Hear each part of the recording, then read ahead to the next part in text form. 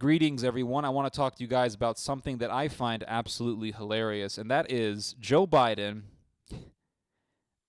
really throwing BLM outside of the loop because Joe Biden recently had a meeting with civil rights groups, whatever that means, and Black Lives Matter was not invited. They weren't invited. The whole group, the very front of the anti-police brutality movement, the very front of it, the face of this movement that was leading the demonstrations about George Floyd, leading the demonstrations about Jacob Blake, the very front of it that was going against Donald Trump, one of the main groups against Donald Trump, not invited to a meeting with Joe Biden, when Joe Biden had a meeting with civil rights groups about police brutality and other pertaining issues.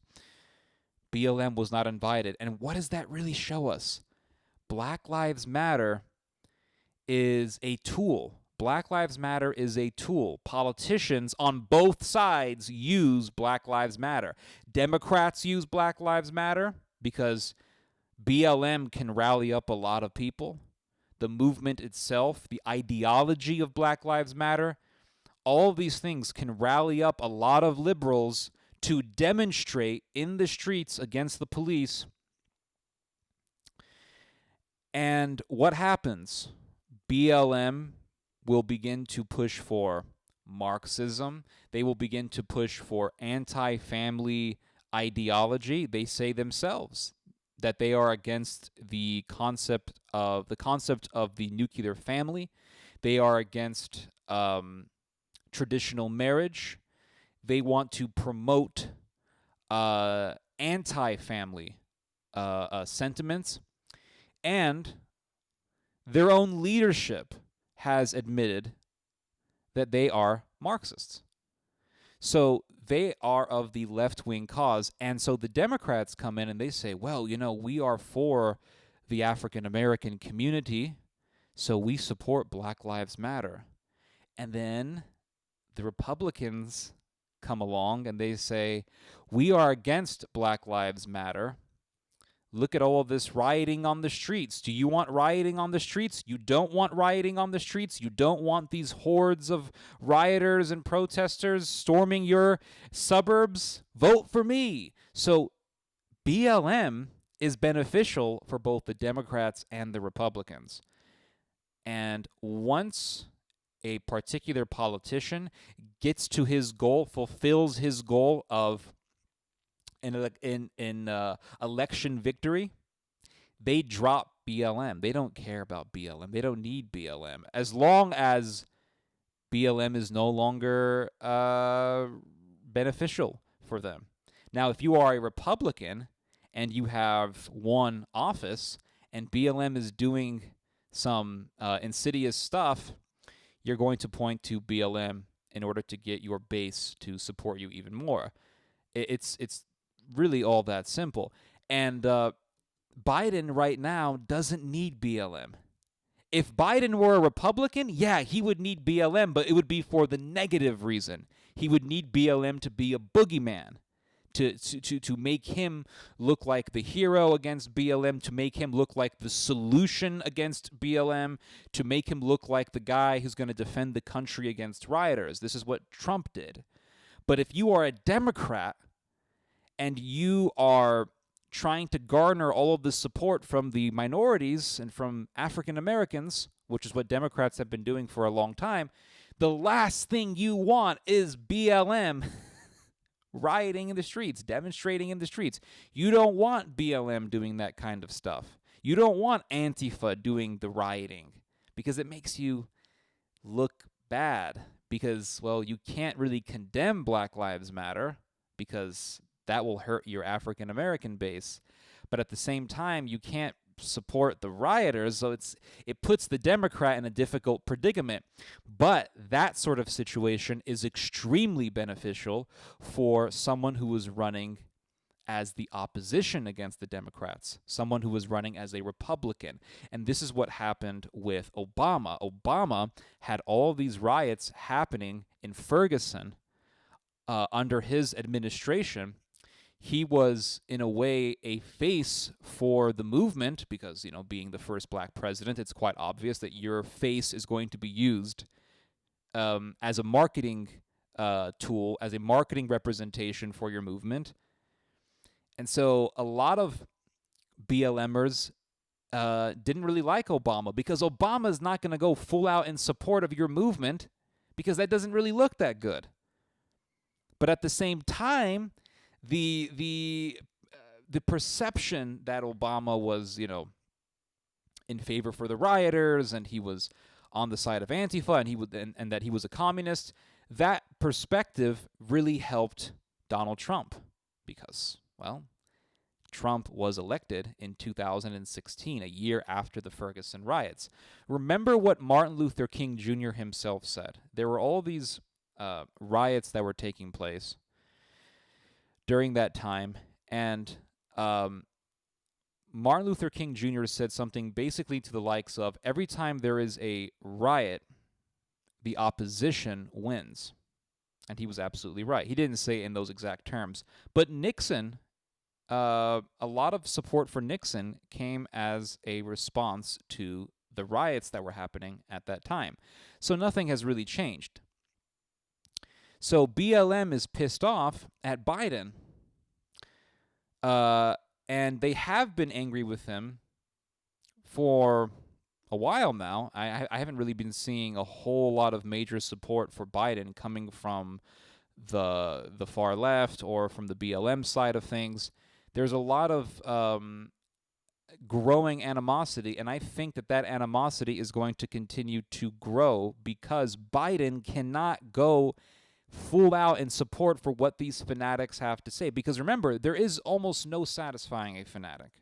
Actually, there is no satisfying a fanatic. It doesn't exist. A fanatic can never be satisfied because a fanatic has ideas and illusions that are impossible to fulfill and to satisfy and to bring into fruition. They say, well, defund the police. Well, we really can't defund the police because police are really an integral and essential part of any society, really. So we really can't defund the police. That would be very destructive. Well, we hate you now. So you really can't please these people. So these people are always going to hate Biden. They're always going to hate Biden. Now, this is a good thing for you Republicans out there. I'm giving you guys hope. This is a good thing for Republicans out there because if BLMers and lefties hate Biden now, and there's a lot of lefties who have already expressed either hatred or suspicion or pessimism for Biden, if there is already enough negative sentiment for Joe Biden right now, and if this continues to grow and intensify, eventually it's very possible that it will implode on Biden's watch. What I'm trying to say is you could see another Ferguson or Kenosha type situation taking place during Biden's administration, or really Mama Kamala's administration, because Biden will be too occupied with taking naps. And so if that happens, who's that going to help, guys? It's going to help the Republicans. It's going to help the Republicans. And the Black Lives Matter guys, they are really just a bunch of fanatics. These guys are a bunch of fanatics. I know we keep hearing about, oh, well, the rioters, those guys aren't really Black Lives Matter. They're Antifa. They're anarchists. Well, yeah, that's true. A lot of these guys are just anarchist, anti-fascist types, but they're not necessarily associated with BLM. I'll grant you guys that. But at the same time, a lot of the Black Lives Matter, the Black Lives Matters crowd, I said that in a with bad grammar. A lot of the Black Lives Matter crowd will not condemn the destruction of property. A lot of them will not. A lot of them will say things like, "Well, yeah, I don't really agree with it, but why are we talking about that? Why aren't we talking about police brutality? Why aren't we talking about police murdering black folks? Why do you keep talking about property destruction? Why do you want to refocus the conversation and the political discourse to the destruction of property when the reality is that a lot of those businesses that were destroyed were white owned, they were not black owned, and they were essentially exploiting the wealth and the resources of the community, of the black community. So why are we even focusing this conversation on property destruction and the destruction of these businesses, which were really just institutions of exploitation, Walmart, Target, things like that, or even these little mom and pop shops. A lot of them were just white owned. So why are we refocusing the conversation on that instead of talking about the focus of this political discourse, which is police brutality and systemic and systematic racism against black, brown, and minority folks? So that's really what we're dealing with. And if you actually look at the mainstream Black Lives Matter type, the mainstream left-wing types, they are more moderate in their speech, but at the same time, they have sentiments, they have sympathy for these people who are very, very destructive. So one of the leaders of Black Lives Matter is Alicia Garza, and I'm going to talk a little bit about her. Why? Because she is an example of what I mean. The Black Lives Matter types, they love to redefine racism, and they will redefine racism to whatever the definition is that will somehow benefit their true agenda, which is Marxism. Racism really means the idea or the ideology that one race is superior to the other. So if I say, well, I'm a Palestinian and I deserve to live in the West Bank, and no Jew deserves to live in Israel because my people were, for the most part, living in the Holy Land long before the majority of the ancestors of the current day Jews who are living in Israel, something like that, right? All these Jews came from Russia, they came from Hungary, they came from Poland, they came from Germany, they came from Romania. So my people were there before their people came, or before most of their people came, because they have always been Jews living in the Holy Land. So the Palestinians deserve it more than they do. That would be racism, because you're essentially saying that because of your ethnicity, you deserve to live in a certain area more than other people do.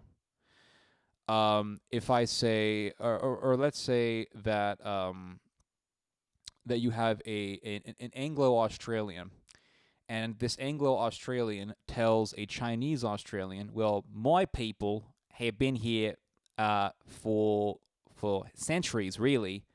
My ancestors were here centuries ago. We killed all the Aboriginals, and I'm more Aussie than you are, because my ancestors were here longer than you were. Your grandfather came in from, I don't know, Shanghai or whatever. I'm not doing that. The Aussie accent is almost damn near impossible to do. But anyway, yeah, that would be racist, right? Or there's many examples I can give. Let's say you have two different types of Israelis, right? You have the Ashkenazi Israeli, and then you have the Middle Eastern Jew, like the Yemenite Jew or the Iraqi Jew, and they're all living in Israel. And the Ashkenazi Jew says, well, I am more Israeli, or I have more legitimacy than you dark-skinned Jews do, because your people came from some Arab country. So we're actually, the Ashkenazim are actually the true Jews. Like, that would be racism. Or, you Palestinian people living in Lebanon, well, I'm a Maronite Lebanese phalangist, and my people have more of a right to live here than you do, even though your grandparents were living here, your parents were living here, you were born in Lebanon, you were raised here, Lebanon is the country that you know. I have more of a right to live here than you do, and if you want to get a job, you're going to be forced to just work in construction sites. Like, well, obviously that's racism. So racism is when you say one race is better than the other, and then you begin to you begin to jeopardize or really ruin the livelihood and the living conditions of that other group of people that you think you are superior to, or you just begin to kill those people who you think you are superior to. That's all racism. Now, what Black Lives Matter wants to do is to say, well, America is a country of systemic and systematic oppression and racism against blacks. And so we need to give more money to the black community. We need to redistribute the wealth. We need to redistribute more of the wealth to the African Americans. And if we don't, then it's racism. That's what they're promoting. And so they're saying the refusal to redistribute the wealth, that's racism. And really, what's so obvious to me is what they're doing is they're using the cause against racism or the cause against police brutality as a way to push their ultimate agenda, which is Marxism. And there's actually a good amount of evidence that the Black Lives Matter group is really just an absolutely insidious group of people. For example, one of the co-founders of Black Lives Matter, Patrice Cullors, she said that that she is a trained Marxist. And she actually said, quote, and I'll read to you the exact quote. She said, "We are trained Marxists. We are super versed on sort of ideological theories. And I think that what we really tried to do is build a movement that could be utilized by many, many black folk." So they're trying to actually ruin the African American community. And a lot of African Americans would absolutely agree with me on this. They are trying to ruin the African American community by inculcating the African Americans with something as destructive as Marxism. Marxism, when it is imposed, has been known in history to bring death and destruction and slavery and absolute misery to people. Just look up what Chairman Mao did in China or what the Khmer Rouge did in Cambodia. Millions upon millions of people dead. All in the name of fighting against the rich. Because at the end of the day, that's what this is about. It's not even about helping black people.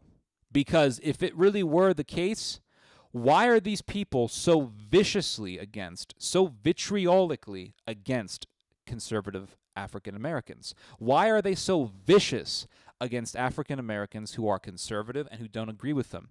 Because it's not about, helping the black man. If that were the case, why are they going against things like the nuclear family? The BLM hates the nuclear family. They make that very clear in their website. Why are they going against traditional values? What does that have to do with if your goal is just to go against racism, then go against racism. But why go against the institution of the family, or why go against Christian morals? Because it's not about helping blacks. It's about pushing atheism, materialism, and Marxism. And it's also about pushing really anti-family and hatred for God. That's really what it's about. That's really the bottom line. And these people would absolutely, no doubt in my mind, if they were in complete power, persecute African Americans who dissent from their ideology, who disagree and who oppose their ideology. They would absolutely persecute people. They would put these people in camps, just like all these other murderous communist regimes have done in the past. So, yeah. BLM hating Biden and these far leftists hating Biden, conservatives, Republicans, this is your opportunity to get back at the Democrats. Because once BLM gets so mad, and I'm not saying this is going to happen emphatically, but if the BLM crowd gets so angry that they start rioting again, that is your opportunity to capitalize on the situation and make as much propaganda as you can to get your base back up there. So, yeah. BLM is your hope. BLM getting angry and hating Biden, that is your hope, guys. Because a fanatic will never be satisfied, and that continuous discontent and that continuous urgency for revolution, that is always the friend of political exploiters. And that's exactly what I expect conservatives to do if this were to happen, to exploit the situation for their own victory. Anyway, hope you guys have enjoyed this message. You guys just heard some theology. God bless.